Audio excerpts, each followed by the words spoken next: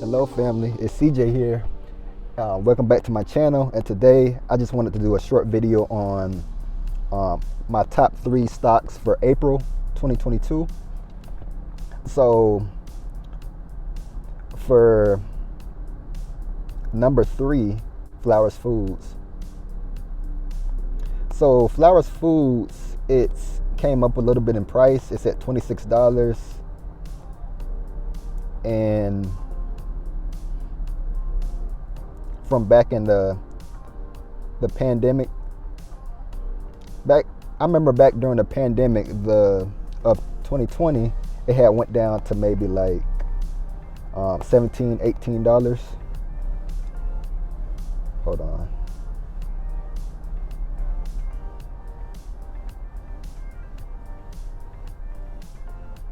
But it's slowly coming back, and it was actually just higher at $28, I think, about 2 weeks ago or so. As you can see, it pays a dividend of 21 cents per share, a yield of about 3.23%, which is a good yield. Earnings per share is 96 cents.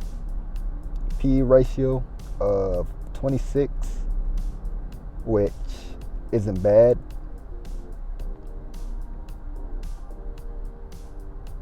There's one buy, one outperform, about 5 neutral ratings, and 1 sell rating, which I don't put too much emphasis or weight towards what analysts say too much, although it does influence the price of the stock a lot, or a decent amount at least. So as you can see on here on news, Flowers Food declares dividend. So Flowers Food dividend declared a dividend of 21 cents per share, an increase of 5% over the same quarter last year. So a 5% increase. So that's a good thing. It may not be the biggest increase, but they're steadily increasing their dividend. That's always good to see. You want to see the company increasing their dividend. So I'm gonna read this really quick. For those who don't know, Flowers Food produces and markets packaged bakery products in the United States. It offers fresh breads, buns, rolls, snack cakes, and tortillas, as well as frozen breads and rolls under the Nature's Own, Dave's Killer Bread, Wonder, Canyon Bakehouse, Mrs. Freshly's, and Tasty Cake brand names. The company distributes its products through a direct store delivery distribution and a warehouse delivery system, as well as operates 46 bakeries comprising 44 owned and 2 leased. The company was formerly known as Flowers Industries and changed its name to Flowers Food in 2001. Flowers Food was founded in 1919 and is headquartered in Thomasville, Georgia. So their revenue as of 2021 December was $4.33 billion.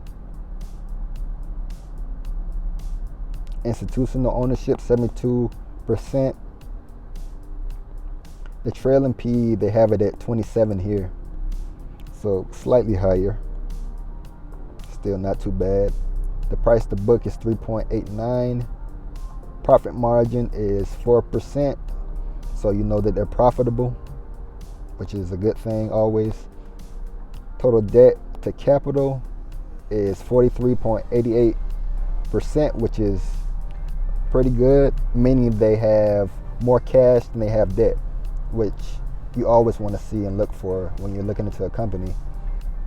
They've been beaten on all of their earnings per share up until quarter 4 2021, when they missed it by 2 cents, which isn't crazy. I mean, you won't beat everyone, but their payout ratio is kind of high, and that's kind of concerning. It's 86.6%, which I believe they can get it down as they start to branch out and expand their company. Maybe make some acquisitions of some different companies out there and continue to experiment and innovate with their different products. I think their product, Dave's Killer Bread and things like canned bakehouse bread, on their healthier line of things, are starting to really like pick up steam over the recent years, and they're starting to do better and better. I think that's going to be a contributing factor, as well as they come up with some more healthy brands or things to add to their existing brands. I think that could be really helpful and useful. But the annualized dividend is 84 cents. So as you can see here, the dividend growth rate for 10 years is 8.64%. Dividend growth rate for 5 years is 5.59%. 3 years, 5.27. They've been growing their dividend now for 8 years, which is much higher than the sector median of 2 years. And they've been paying a dividend for 18 years total, which is higher than the sector median of 16 years. So number 2 is Home Depot. I absolutely love this company. And recently, as you can see here, the share price is at $305. I don't know if y'all remember, but it was much higher than that. It was well within the 400s. Let's see.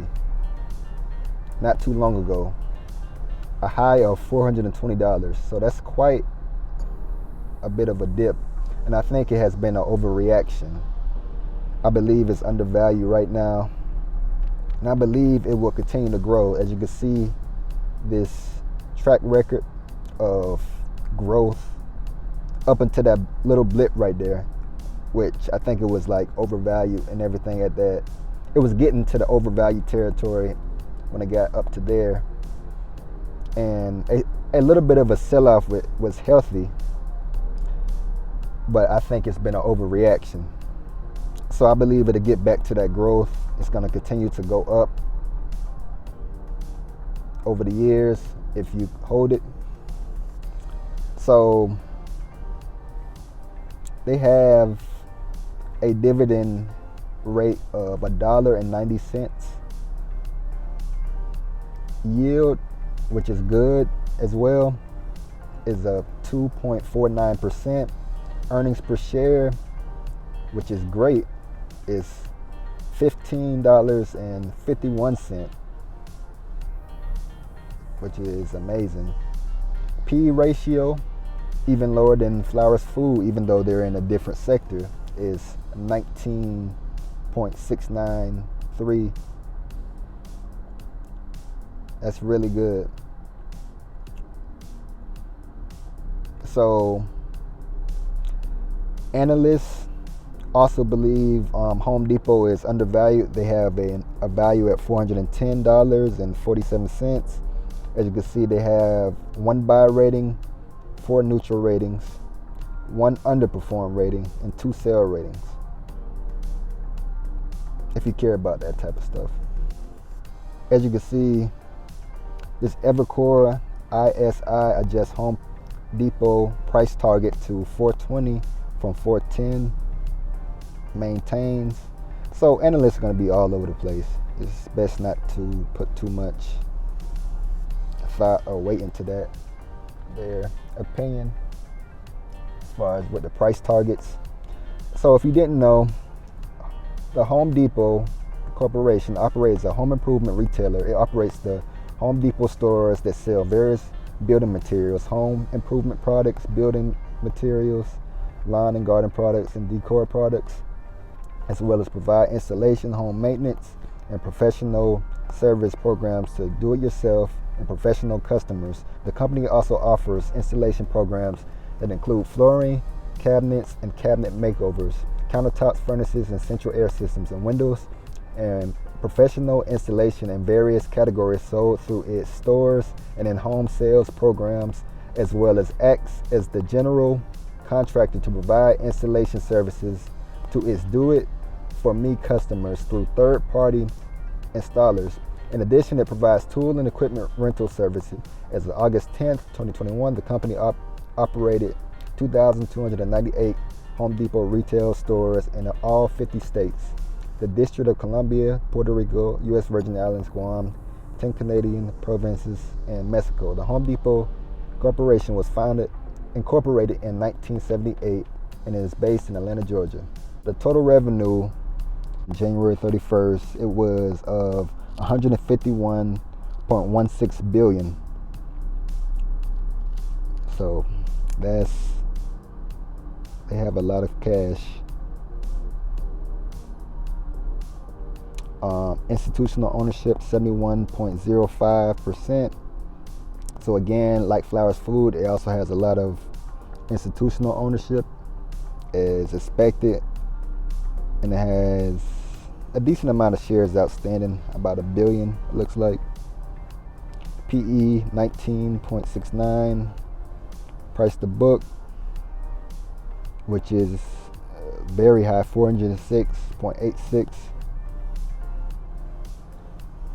But I mean, you're gonna pay a premium for an amazing company like this with its proven track record. Profit margin of 9.38%, which is good. They're profitable.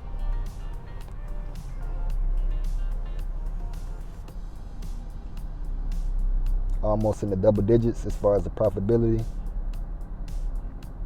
Total debt to capital, which is they have a little bit more debt than they have cash, which isn't too good, but they can pay that off. They can pay that down. It's only slightly more. So that's the only thing to keep an eye on.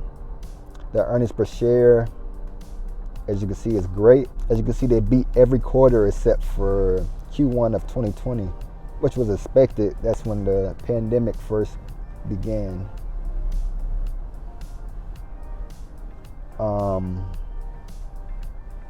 As you can see, they have a good yield. The payout ratio is great, 48.94%. That's in that golden range, what I like to call it, the golden range. As you can see, the dividend history, they've been paying dividends for 32 years, which is much higher than the sector median of 10 years. And they've been growing their dividend for 13 years, which is much higher than 1 year. As you can see, they have some amazing dividend growth. Their 10-year CAGR was 20%, 5-year CAGR was 18%, 3-year CAGR is 15%, and they've been growing their earnings as well. I mean, it's up and down, but it's still growing. Number one on the list is Microsoft Corporation, ticker symbol MSFT.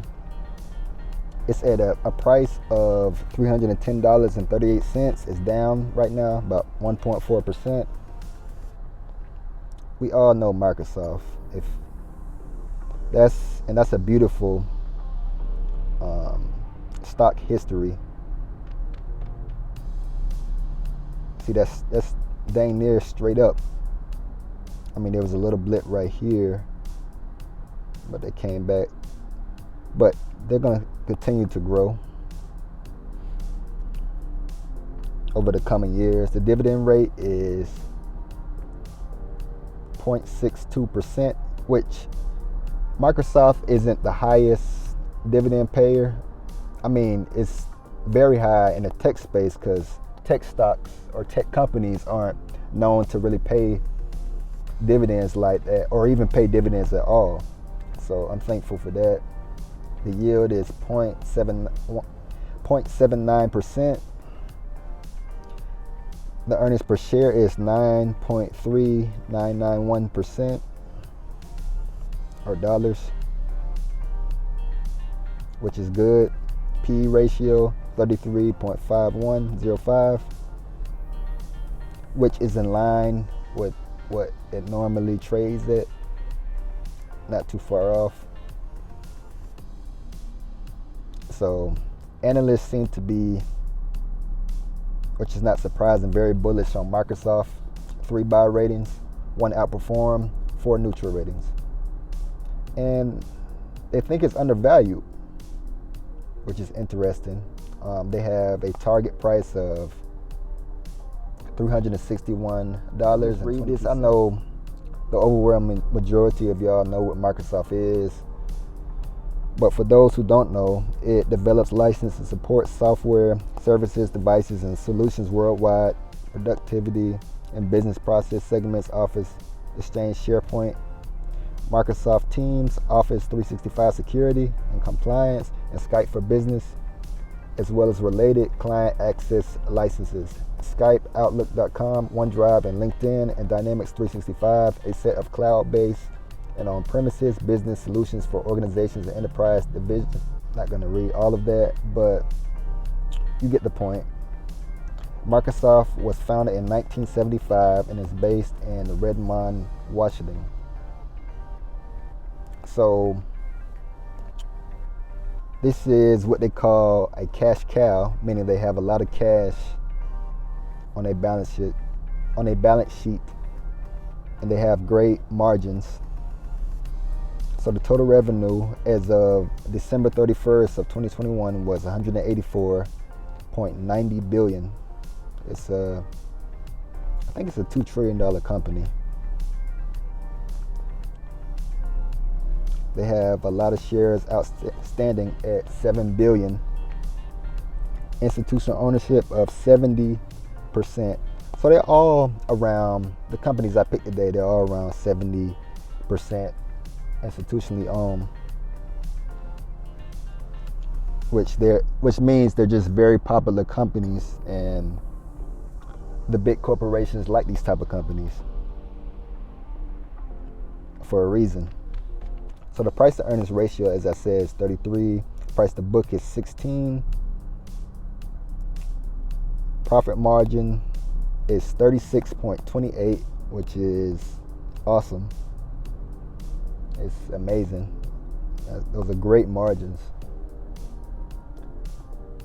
Only in, when you get the companies like Microsoft, Apple, Google, they have, this is the creme de la creme, what they call it, of companies in the tech space.